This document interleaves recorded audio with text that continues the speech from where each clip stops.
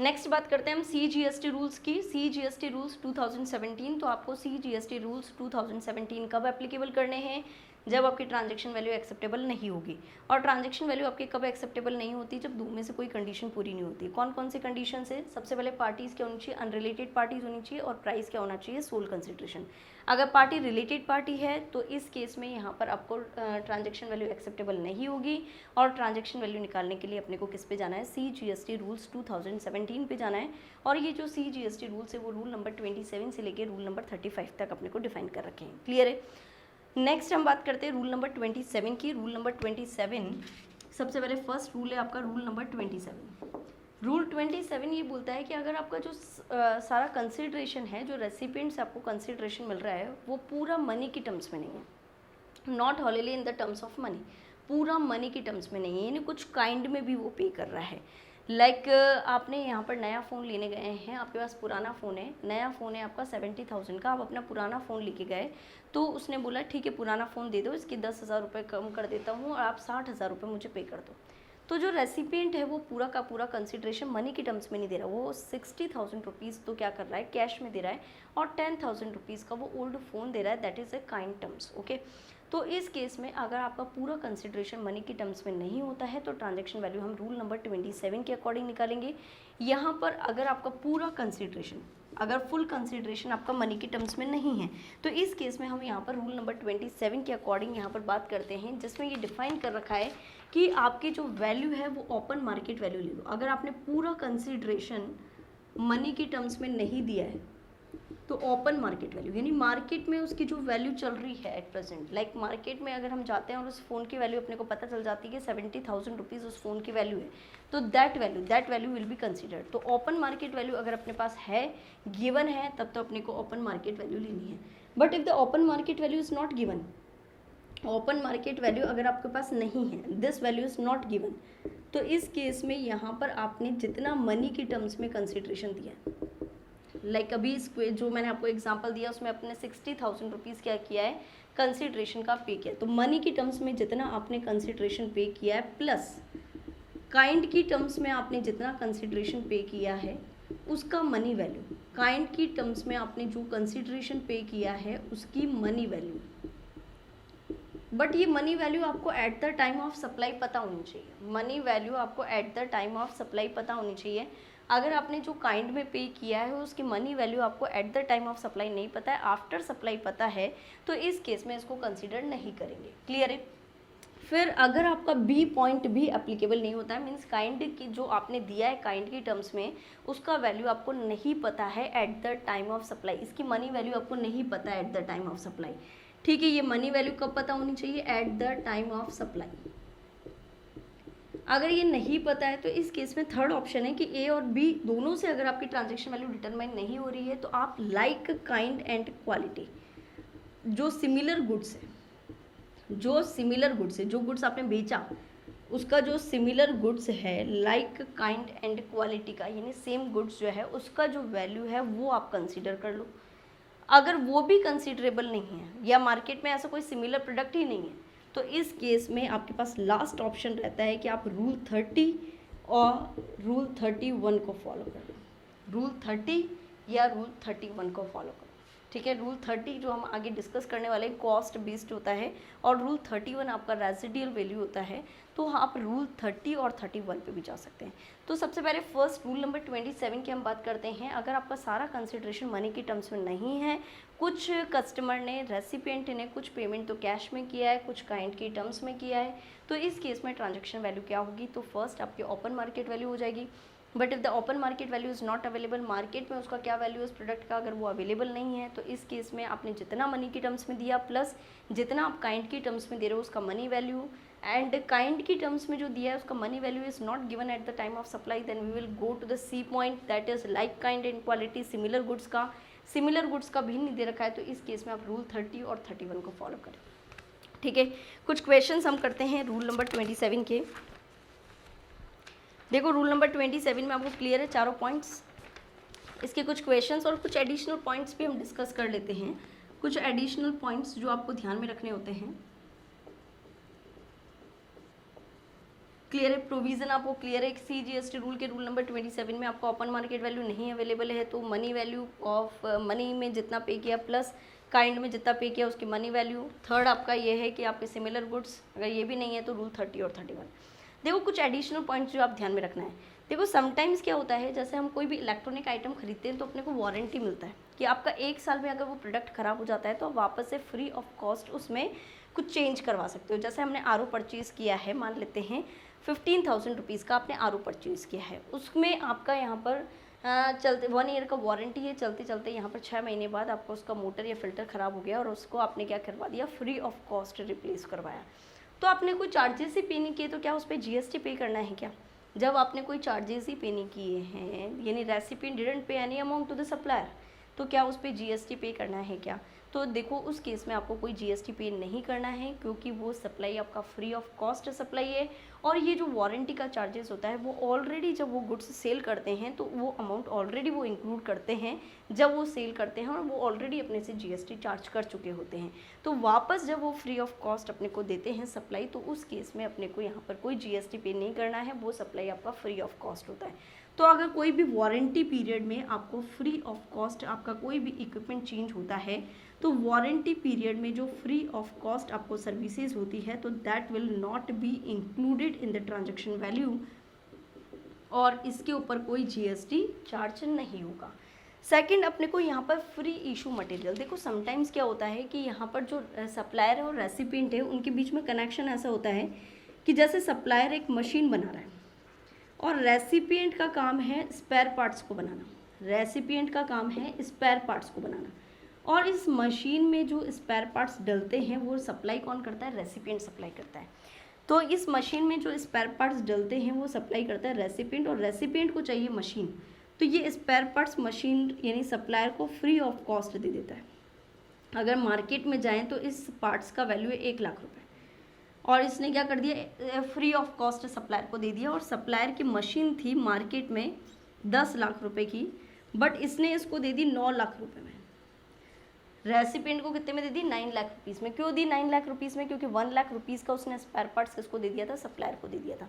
तो देखो यहाँ पर अगर सप्लायर अपनी इनवॉइस वैल्यू डिडक्ट कर देता है, इनवॉइस 10 लाख में से उसने 1 लाख रुपए डिडक्ट कर दी, क्यों किए, क्योंकि उसे रेसिपिएंट से फ्री ऑफ कॉस्ट उसको स्पेयर पार्ट्स आ गए थे। तो अगर सप्लायर अपना इनवॉइस वैल्यू कम नहीं कर सकता है, अगर वो कम करता है तो वो वैल्यू वापस से इंक्लूड करनी होगी आपको ट्रांजैक्शन वैल्यू में for the calculation of GST, यानी GST तो आपको 10 लाख रुपए पे ही चार्ज करना है। अगर सप्लायर ने 9 लाख रुपए का बनाया है, कितने रुपए का बनाया है, 9 लाख रुपए का बनाया है, तो यहाँ पर 9 लाख में ऐड करना होगा पहले 1 लाख रुपीज़, और 10 लाख रुपीज़ के ऊपर आपको GST चार्ज करना है। कंप्लीट है। नेक्स्ट है आप लोगों के बाय 1 फ्री सैम्पल्स गिफ्ट। ये जितने भी फार्मास्यूटिकल कंपनीज होती है तो वो ड्रग्स जितने भी स्टॉकिस्ट होते हैं, डिस्ट्रीब्यूटर्स होते हैं, डॉक्टर्स होते हैं, तो उनको एक सैंपल देके जाते हैं, फ्री सैंपल देके जाते हैं कि आप पहले इनको ट्राई कर लो, दो यूज़ करो, और उसके बाद यहाँ पर वो क्या करते हैं, गुड्स मंगवाते हैं। तो जो फार्मास्यूटिकल कंपनीज होती है वो फ्री सैंपल्स, फ्री गिफ्ट्स बहुत डिस्ट्रीब्यूट करती है, किसको, स्टॉकिस्ट को, डिस्ट्रीब्यूटर्स को, एक्सेट्रा। तो इस केस में क्या उस वैल्यू पे GST लगेगा क्या? तो देखो रेसिपिएंट से अपने को कुछ मिला है क्या? नहीं, रेसिपिएंट को हमने फ्री ऑफ कॉस्ट दिया है वो फ्री सैंपल से, तो फ्री सैंपल्स में यहाँ पर कोई चार्ज नहीं लिया जाता है, कोई अमाउंट रिकवर नहीं किया जाता है रेसिपिएंट से, तो that will not be included in the transaction value, उसे ट्रांजेक्शन वैल्यू का पार्ट नहीं माना जाएगा। कंप्लीट है यहाँ तक? ठीक है। समटाइम्स क्या होता है, बाय 1 गेट 1 के ऑफर्स होते हैं कि बाय 1 गेट 1 फ्री, कि आपको यहाँ पर आप एक आइटम खरीदो आपको एक फ्री मिल जाएगा। मीन्स मान लेते हैं 2000 रुपीज़ का एक शर्ट है, MRP है 2000 रुपीज़ की, और उसमें बोल रखा है कि आप MRP पे बाय करें, बाय 1 गेट 1, यानी 2000 रुपये में आपको एक शर्ट की जगह 2 शर्ट मिलेगी। तो अब आपको यहाँ पर जो एक शर्ट फ्री मिल रही है, क्या उस वैल्यू के ऊपर, क्या उस वैल्यू के ऊपर भी GST लगाना है क्या? देखो रेसिपिएंट से आप चार्ज कितना कर रहे हो, 2000 रुपये चार्ज कर रहे हो, तो यहाँ पर ये माना जाता है कि एक आइटम फ्री में दिया जा रहा है उसको, एक आइटम आप क्या कर रहे हो, फ्री में दे रहे हो उसको, एक आइटम के साथ एक आइटम फ्री, और फ्री ऑफ कॉस्ट कोई भी आइटम दिया जाता है तो उस पर GST नहीं चार्ज होता है। क्लियर है? तो यहाँ पर बाय 1 गेट 1 के जो ऑफर्स होते हैं उस पर GST चार्ज नहीं होगा। समटाइम्स स्टेगर्ड आपको डिस्काउंट दिए जाते हैं। स्टेगर्ड डिस्काउंट का मतलब होता है कि आपको जो डिस्काउंट है वो वेरिएशन में है। जैसे अगर आप 5,000 रुपये का सामान खरीदोगे तो आपको 10% डिस्काउंट मिलेगा। अगर आप 10,000 रुपये का सामान खरीदोगे तो आपको 20% का डिस्काउंट मिलेगा। अगर आप 20,000 रुपीज़ का गुड्स खरीदते हो तो आपको 30% डिस्काउंट मिलेगा। तो जो ये स्टेगर्ड डिस्काउंट होते हैं वो डिस्काउंट बता कब दिए जाते हैं, पहले ही बता दिए जाते हैं, at the time of supply ही बता दिए जाते हैं। तो उन डिस्काउंट को भी आपकी ट्रांजेक्शन वैल्यू का पार्ट नहीं माना जाता है और वो भी इंक्लूड नहीं होगी, उसके ऊपर भी आपको GST चार्ज नहीं करना है। क्लियर है? तो कुछ एडिशनल पॉइंट्स ये आप लोग को ध्यान में रखने हैं कि कौन कौन से डिस्काउंट अपने को इंक्लूड नहीं करने हैं। ठीक है, उसके बाद नेक्स्ट हम यहाँ पर कुछ क्वेश्चंस डिस्कस कर लेते हैं जो आपके रूल नंबर 27 से रिलेटेड है। देखो क्वेश्चन नंबर फर्स्ट देखेंगे आप रूल नंबर 27 का।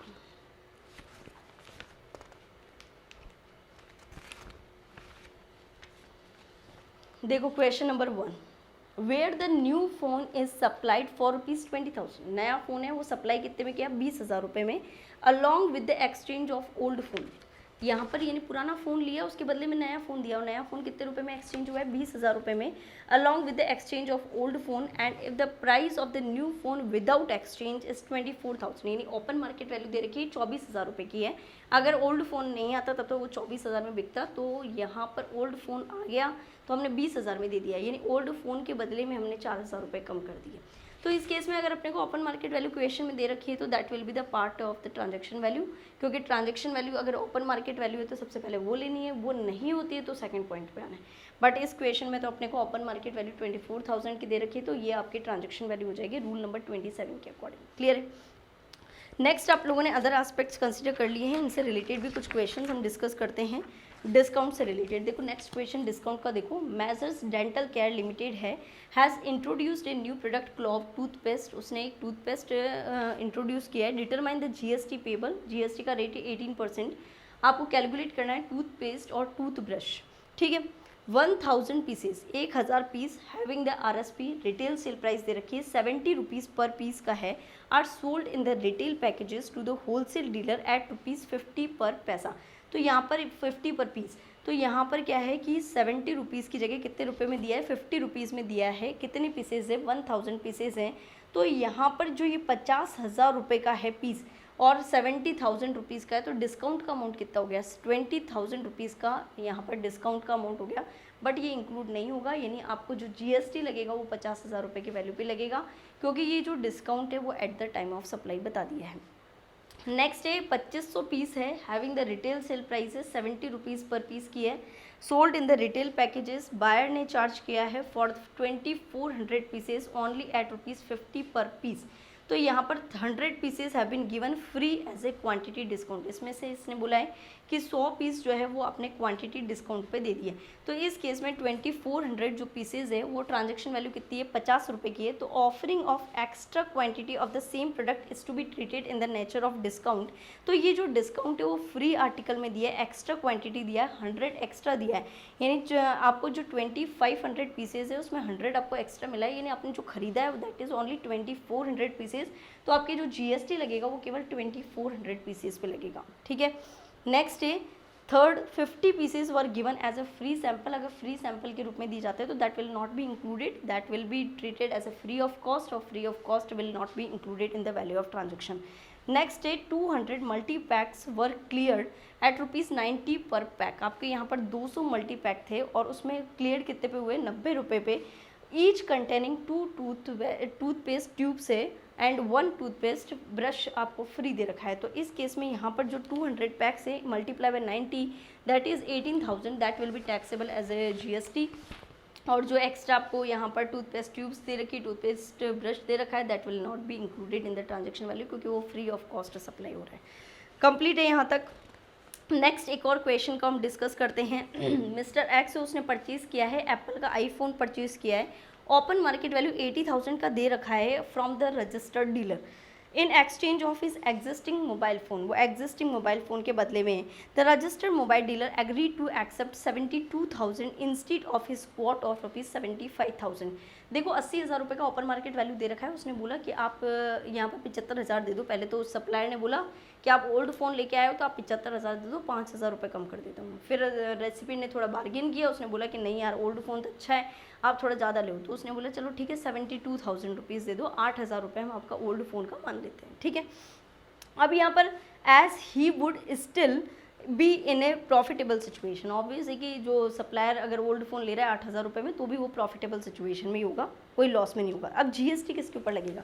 देखो सबसे पहली बात तो अपने को अगर ओपन मार्केट वैल्यू दे ही रही है तो अपने को ओपन मार्केट वैल्यू भी कंसिडर करनी है, that is 80,000 rupees, okay. Next एक और क्वेश्चन को हम डिस्कस करते हैं। Mister S A supplied the goods X to mister R, उसने मेजर्स जो एक्स है मिस्टर एस जो है उसने गुड्स सप्लाई किया है, गुड्स है एक्स और वो किसको सप्लाई किया है? मिस्टर आर को सप्लाई किया है। For the consideration of ₹5 lakh, कितने रुपए में है? 5 लाख रुपए में है। Mister R also give the some material to mister S, देखो जो रेसिपिएंट है सेम यहाँ पर रेसिपिएंट ने क्या किया? सप्लायर को कुछ मटेरियल दिया था फॉर सच सप्लाई जिसका वैल्यू कितना था? 20,000 रुपीज़ का था। Mr. S supplied the goods to the another person at a price of ₹5,71,200, दूसरे पर्सन को अगर वो कितने में दे रहा है? 5,71,200 में दे रहा है, यानी ओपन मार्केट वैल्यू गिवन है, तो that will be your transaction value. But इसी में ही एक और क्वेश्चन भी आप लोगों से पूछा है, what would be your answer if the price of 5,71,200 यानी open market value is not available at the time of supply. अगर आपके पास ओपन मार्केट वैल्यू अवेलेबल नहीं है तो आपने मनी की टर्म्स में कितना कंसिडरेशन पे किया है? 5 लाख रुपए, प्लस फ्री ऑफ कॉस्ट अपने को रेसिपिएंट से कितना मिला है? 20,000 रुपीज़। तो यहाँ पर जो आपका मनी की टर्म्स में कंसिडरेशन दिया है रेसिपिएंट ने 5 लाख रुपए, और जो काइंड की टर्म्स में रेसिपिएंट ने दिया था फ्री ऑफ कॉस्ट जिसका मनी वैल्यू 20,000 है, तो 5,20,000 रुपये आपका वैल्यू हो जाएगा। क्लियर है? नेक्स्ट इसी में ही एक और क्वेश्चन आपसे पूछा है, what would be your answer in the above case if the open market value is not available but at the time of supply identical goods supplied, आपको आइडेंटिकल गुड्स यहाँ पर सप्लाई हो रहा है। तो देखो आइडेंटिकल गुड्स सप्लाई है और मनी वैल्यू अगर नहीं दे रखी है, अगर मनी वैल्यू दे रखी होती 20,000 की तो बात खत्म। अगर मनी वैल्यू नहीं दे रखी है, आइडेंटिकल गुड्स सप्लाई हो रहा है 5,25,000 में, तो फर्स्ट और सेकंड अगर एप्लीकेबल नहीं होता है तो लाइक काइंड और क्वालिटी का जो वैल्यू है दैट विल बी कंसिडर्ड। तो 5,25,000 रुपये हम कंसिडर कर लेते हैं और उस वैल्यू पे क्या लगा देते हैं? जीएसटी लगा देते हैं। क्लियर है? नेक्स्ट हम रूल की बात करते हैं, रूल नंबर 28। ओके, यहाँ तक क्लियर है आप लोग को? Rule number 27। नेक्स्ट रूल है आप लोग का रूल नंबर 28। देखो रूल नंबर 27 आपका एप्लीकेबल तब होता है जब आपका पूरा का पूरा कंसिडरेशन मनी की टर्म्स में नहीं है, कुछ कंसिडरेशन आपको काइंड की टर्म्स में भी आ रहा है। नेक्स्ट रूल नंबर 28 आपका तब एप्लीकेबल होता है जब रिलेटेड पार्टीज़ के बीच में ट्रांजेक्शन हो रहा है। रूल नंबर 28 कब एप्लीकेबल होता है? जब रिलेटेड पार्टी की क्या डेफिनेशन है? अभी हमने बात करी थी, डिस्टिंक्ट पर्सन, अगर इनके बीच में ट्रांजेक्शन्स होता है, दो रिलेटेड पार्टी के बीच में ट्रांजेक्शन हो रहा है, जैसे लाइक सप्लायर है मिस्टर ए और रेसिपिएंट है मिस्टर बी, ये एम्प्लॉयर है और ये एम्प्लॉई है, तो एम्प्लॉयर एम्प्लॉय का रिलेशन रिलेटेड पार्टी में आता है। तो अगर there is a relation of the employer employ between the two parties, it means they are related parties. Okay, तो रिलेटेड पार्टीज़ अगर है, इनके बीच में परचेज सेल हो रहा है, तो इस केस में रूल 28 एप्लीकेबल होता है for the calculation of transaction value. देखो सबसे पहले अगर रिलेटेड पार्टीज़ के बीच में अगर कोई ट्रांजैक्शन हो रहा है तो इस केस में अगर आपके पास ओपन मार्केट वैल्यू अवेलेबल है, यानी मार्केट में हम अनरिलेटेड पार्टी को जितने में सेल करते हैं, if that value is available then that value will be considered as a transaction value. अगर आपके पास अवेलेबल नहीं है तो इस केस में लाइक काइंड एंड क्वालिटी का, लाइक काइंड एंड क्वालिटी का क्या मीनिंग है? Similar goods. अगर आपके पास सिमिलर गुड्स है तो सिमिलर गुड्स का वैल्यू दे दो। अगर आपके पास ओपन मार्केट वैल्यू अवेलेबल नहीं है तो सिमिलर गुड्स का। अगर सिमिलर गुड्स भी अवेलेबल नहीं है तो you will go to the rule 30 और 31। ओके, तो आपको ये बात समझ में आ गई। रिलेटेड पार्टीज़ क्या होते हैं? जैसे कि हमें पता है कि एक दूसरे के बिजनेस में पार्टनर्स हैं, डायरेक्टर्स हैं, लीगली रिकॉग्नाइज्ड ऑफिसर्स हैं, पार्टनर्स है, एम्प्लॉयर एम्प्लॉय का रिलेशन है, एक ने दूसरे में 25% या उससे ज़्यादा की होल्डिंग ले रखी है, दोनों मिलके किसी थर्ड पार्टी को कंट्रोल करती है, या थर्ड पार्टी दोनों को इंडिविजुअली कंट्रोल कर रही है, सेम फैमिली के मेंबर से, तो वो क्या है? Related parties.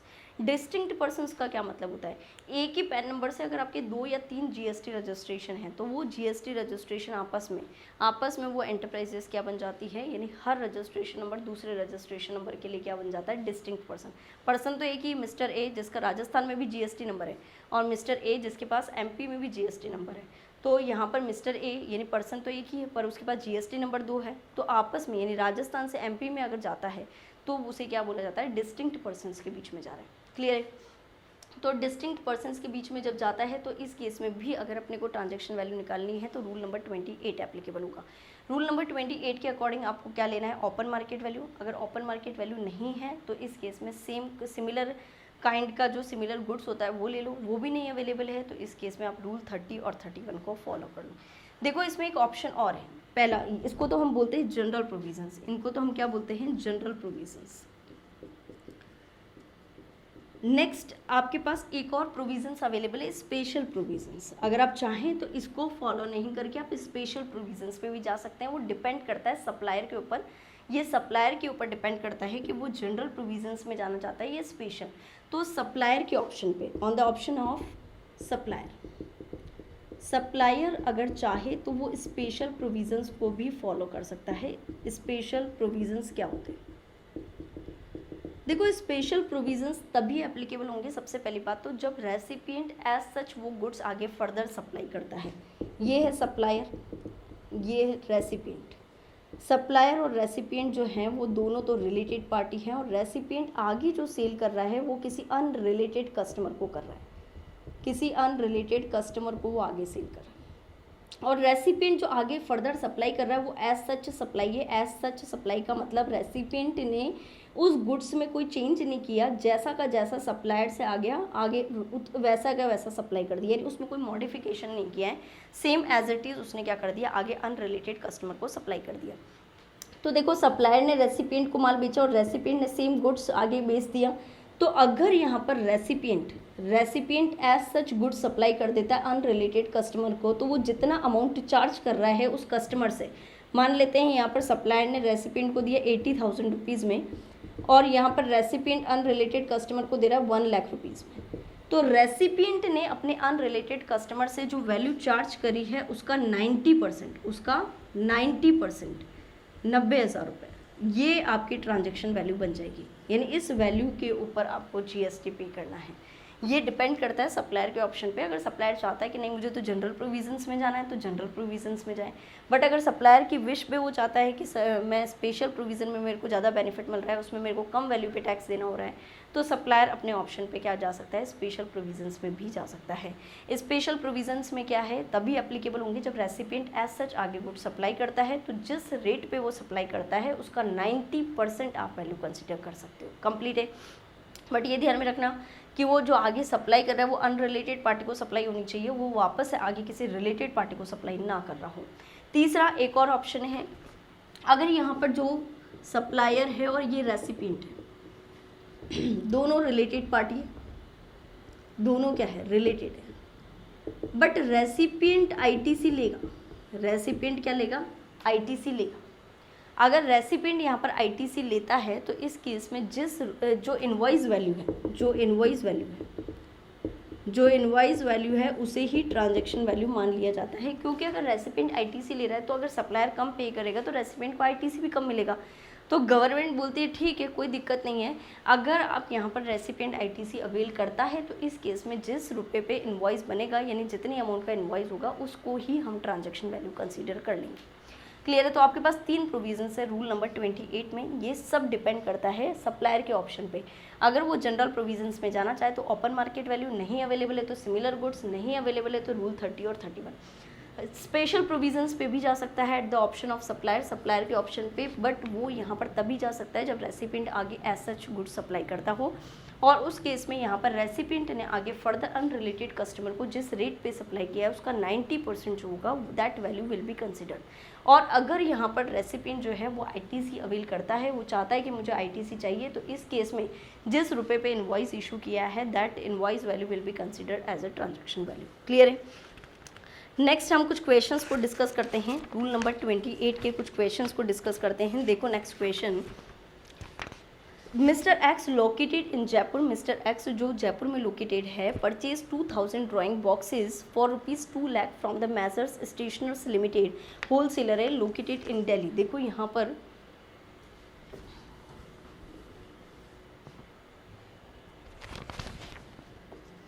मिस्टर एक्स जो है that is located in the Jaipur, ये कहाँ का है, जयपुर का है।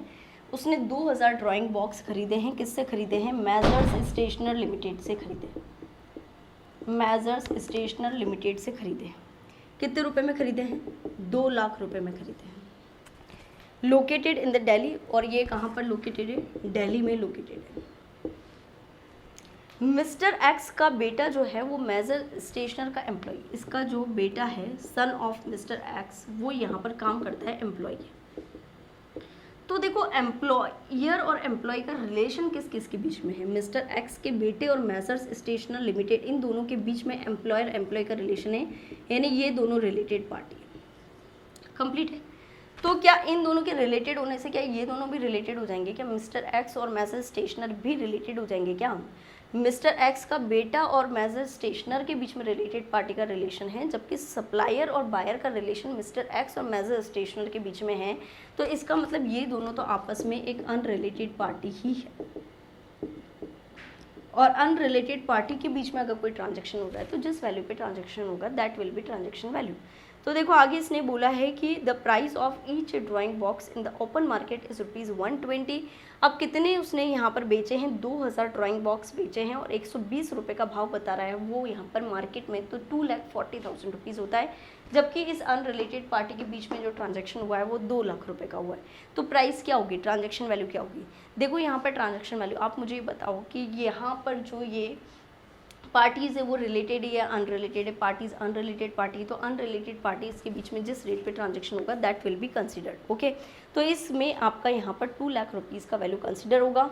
साथ में आगे इसने बोला है कि supplier additionally charge ₹5,000 for the delivering the goods to the recipient place, recipient के प्लेस तक पहुँचने का वो 5,000 रुपये का फ्रेट एक्स्ट्रा चार्ज करता है, तो that will B included in the transaction value. तो 2 लाख रुपीज़ प्लस 5,000, 2,05,000 आपका वैल्यू हो जाएगा। क्लियर है। नेक्स्ट हम बात करते हैं जगत गुरु टेक्सटाइल। नेक्स्ट क्वेश्चन है Jagat Guru textile transfer the stock of 15,000 metre of cloth, 15 lakh रुपए का, requiring the further processing before sale. उसने फर्दर प्रोसेसिंग के लिए माल भेजा है जगत गुरु टेक्सटाइल ने। देखो फर्दर प्रोसेसिंग के लिए हम जॉब वर्कर को माल बेचते हैं, ठीक है, from the Bellary in the Karnataka to its Bhilwara branch in the Rajasthan. उसने यहाँ पर क्या किया, कर्नाटका से भिलवाड़ा में भेजा है, राजस्थान में, कर्नाटका से राजस्थान में भेजा है।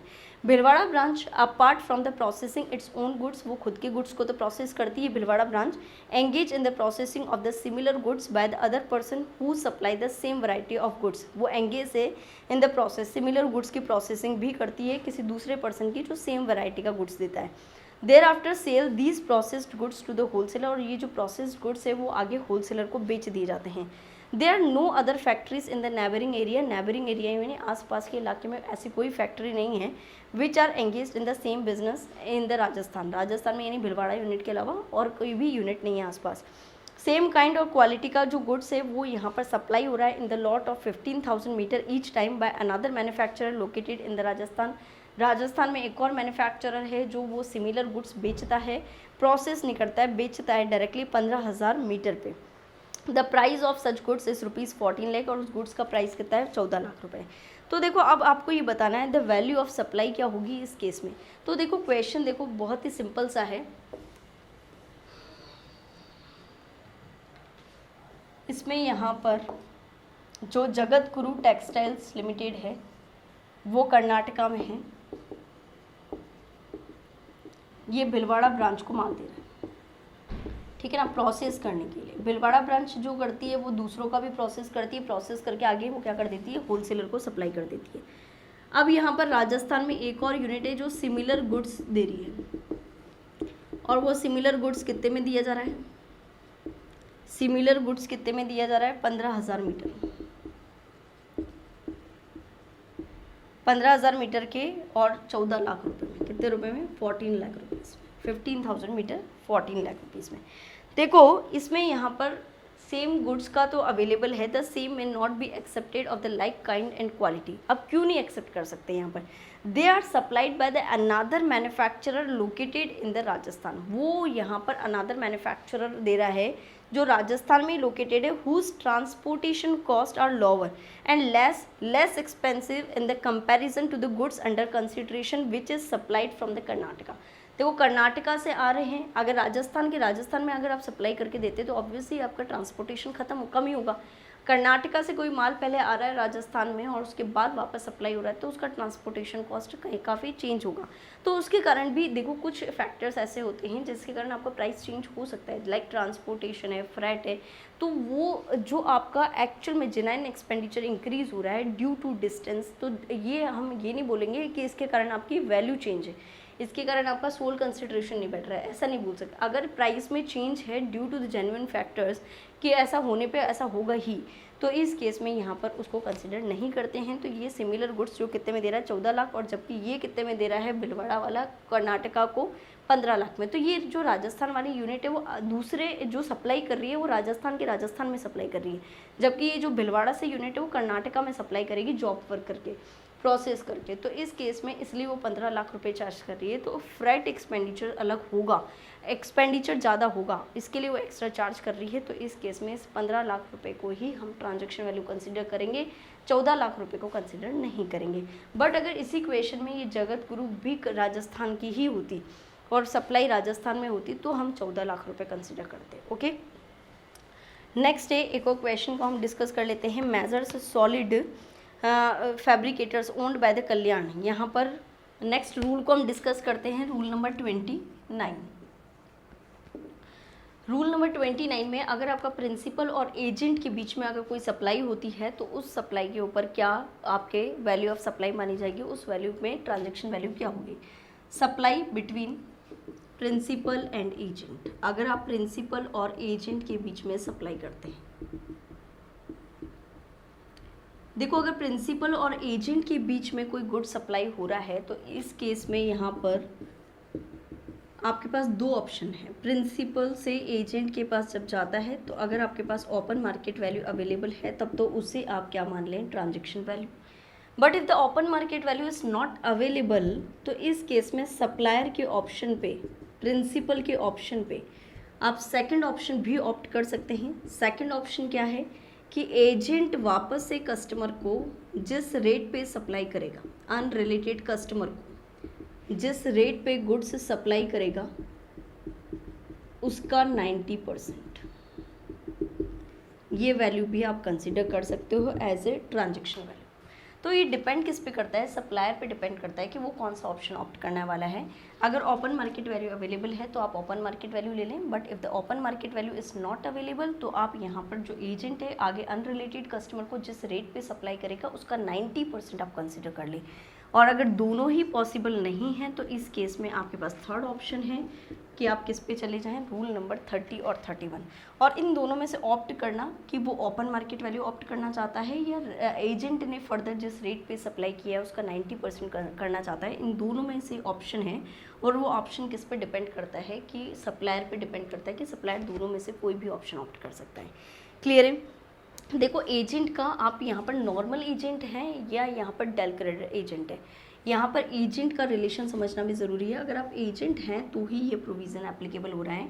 देखो एक डेल क्रेडिट एजेंट का कॉन्सेप्ट भी हम बात कर लेते हैं। वैसे हमने सप्लाई चैप्टर में बात करी थी डेल क्रेडिट एजेंट की। एग्जैक्टली होते क्या हैं डेल क्रेडिट एजेंट, ये सप्लायर को एक श्योरिटी देते हैं पेमेंट की कि बायर चाहे पेमेंट करे या ना करे, यानी कस्टमर आगे पेमेंट करे या ना करे, प्रिंसिपल को तो एजेंट पेमेंट करेगा ही। तो एक तरह से इंश्योरेंस प्रोवाइड करा देता है सप्लायर को, प्रिंसिपल को एक श्योरिटी हो जाती है पेमेंट की। तो इस केस में इस एजेंट को वो कमीशन भी क्या कर देता है, एक्स्ट्रा पे कर देता है। तो डील क्रेडिट एजेंट जो होते हैं वो प्रिंसिपल, एजेंट और ये है आपका कस्टमर।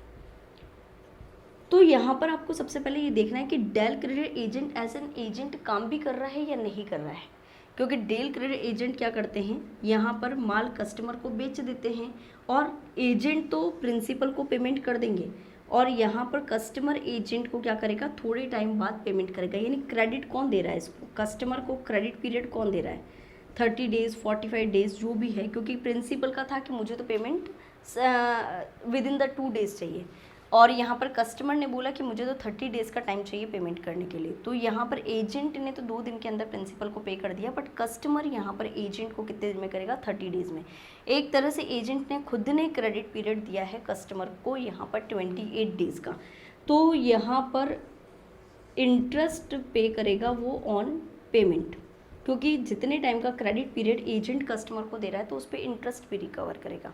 अब क्वेश्चन ये राइज होता है कि क्या ये जो इंटरेस्ट का अमाउंट है जो हम कस्टमर से रिकवर कर रहे हैं, तो क्या वो हमें टैक्सेबल सप्लाई की वैल्यू में इंक्लूड करना है या नहीं करना है। वो डिपेंड करता है कि ये जो डेल क्रेडिट एजेंट है वो एजेंट का रिलेशनशिप उसमें है या नहीं। देखो, डेल क्रेडिट एजेंट को एजेंट कब माना जाएगा और कब नहीं माना जाएगा।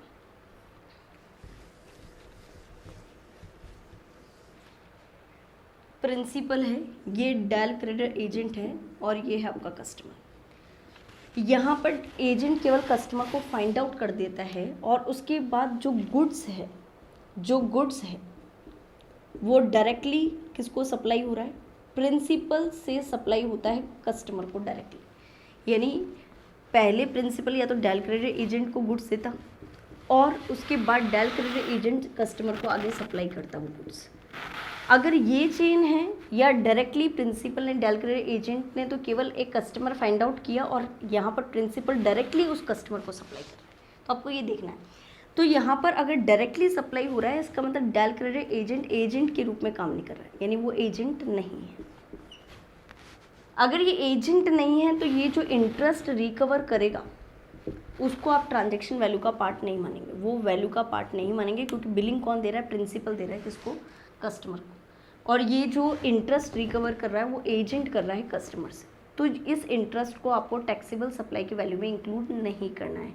अगर ये डेल क्रेडिट एजेंट बीच में इंटरमीडियरी का रोल प्ले करता है, मींस प्रिंसिपल पहले गुड्स डेल क्रेडिट एजेंट को भेज रहा है, फिर डेल क्रेडिट एजेंट आगे कस्टमर को डिलीवर कर रहा है, तो इसका मतलब ये एजेंट के रूप में काम कर रहा है। और अगर ये एजेंट बन जाता है तो इस केस में ये जो भी इंटरेस्ट का अमाउंट रिकवर करेगा वो आपको वैल्यू ऑफ टैक्सेबल सप्लाई में इंक्लूड करना होगा। कंप्लीट है। तो आपको ये डेल क्रेडिट एजेंट जो एजेंट है वो एजेंट के रूप में काम कर रहा है या नहीं कर रहा है वो भी आपको देखना है। कि आपको बस सिंपल सी बात है कि डायरेक्टली कस्टमर के पास जो गुड सप्लाई होता है वो प्रिंसिपल से डायरेक्टली सप्लाई होता है, तब तो उस इंटरेस्ट का अमाउंट इंक्लूड नहीं करेंगे क्योंकि बीच में इंटरमीडिएट रहा ही नहीं वो एजेंट। और अगर पहले प्रिंसिपल से एजेंट के पास गुड्स जा रहा है, फिर एजेंट अगर आगे फर्दर सप्लाई करता है तो इस केस में वो एजेंट के रूप में काम कर रहा है और वो कोई भी इंटरेस्ट अगर कस्टमर से रिकवर करता है तो उसे वैल्यू में इंक्लूड करना है। कंप्लीट है। तो रूल नंबर 29 आपको क्लियर है। प्रिंसिपल और एजेंट का रिलेशनशिप नॉर्मली तो क्या होता है, प्रिंसिपल एजेंट को माल भेजता है, फिर एजेंट आगे फर्दर सप्लाई करता है तो वो एजेंट के रूप में काम करता है। तो यहाँ पर एजेंट के रूप में अगर वो काम करता है तो इस केस में आपकी ट्रांजैक्शन वैल्यू क्या होगी, तो फर्स्ट ओपन मार्केट वैल्यू, और सप्लायर के ऑप्शन पे अगर आप चाहें तो यहाँ पर आगे जितने रुपए में एजेंट सप्लाई कर रहा है अनरिलेटेड कस्टमर को उसका 90% भी आप कंसिडर कर सकते हैं। और अगर दोनों ही अवेलेबल नहीं है तो आप रूल 30 और 31 पे चले जाएं। नेक्स्ट हम बात करते हैं इनसे रिलेटेड कुछ क्वेश्चंस। देखो क्वेश्चन की बात करते हैं। होम अप्लायंसेस लिमिटेड एक फरीदाबाद की कंपनी है, उसके 15 एजेंट है, वो लोकेटेड है across the state of Haryana, यहाँ पर एक्सेप्ट फरीदाबाद में तो वो खुद सप्लाई कर देता है, इसके अलावा उसने 15 एजेंट और रख रखे हैं। The stock of vacuum cleaner is dispatch on the just in time basis from the home appliances limited. Vacuum cleaner का बिजनेस है, वो वैक्यूम क्लीनर सप्लाई करता है to the location of agent. तो वो पहले एजेंट की लोकेशन पे सप्लाई कर रहा है, फिर एजेंट आगे फर्दर सप्लाई कर रहे हैं। तो यहाँ पर based on the receipt of the order from the various dealers on the fortnightly basis the home appliances limited engaged in the wholesale supply of the vacuum cleaner in the Faridabad में तो वो wholesale dealing करते हैं। Agent placed an order for the dispatch of 20 vacuum cleaner on the 10th of December 2018. Home Appliances Limited has sold the 20 vacuum cleaners to a retailer in the Faridabad on the 8th of December for rupees 1,30,000. Agent effect the sale of 20 units to a dealer who would affect the sale on the MRP basis. तो देखो इस question में आपको यहाँ पर क्या है कि होम अप्लायंसेस लिमिटेड जो है फरीदाबाद, वो यहाँ पर पहले अपने एजेंट को गुड सप्लाई कर रही है। पहले किसको सप्लाई कर रही है, एजेंट को गुड सप्लाई करती है, और उसके बाद वो आगे किसको सप्लाई कर रही है, कस्टमर को। तो होम अप्लायंसेस लिमिटेड पहले अपने कस्टमर को सप्लाई कर रही है, पहले अपने एजेंट को सप्लाई कर रही है, और एजेंट के बाद एजेंट फर्दर सप्लाई करता है कस्टमर को। और ये जो फरीदाबाद में है प्रिंसिपल, वो खुद भी क्या करता है, अपने रिटेलर को सप्लाई करता है। तो होम अप्लायंसेस लिमिटेड ने एजेंट को दिया और एजेंट ने आगे कस्टमर को दे दिया।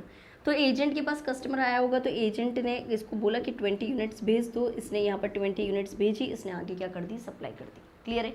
और आगे जो सप्लाई करी है यहाँ पर इसने बोला है कि एजेंट जो है वो effect the sale of the 20 units to the dealer, इसने जो डीलर को माल बेचा है, कस्टमर को माल बेचा है, वो कितने रुपए में बेचा है, एमआरपी में बेचा है 7,000 रुपये पे। ठीक है। और ओपन मार्केट वैल्यू यहाँ पर इसने बोला है कि होम अप्लायंसेस लिमिटेड जो है वो आगे फरीदाबाद में ही रिटेलर को कितने में बेचते हैं, रिटेलर को बेचते हैं 1,30,000 रुपीज़ में।